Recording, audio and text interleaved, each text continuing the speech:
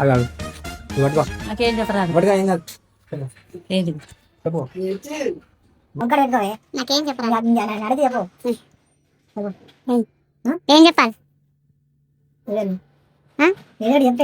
చెప్తే రాట్లేదురా అంటే నాకేం రాట్లేదురా ఇది చెప్ప మాట చెప్తాను నాకు ఎట్ట తెలుతుందిరా.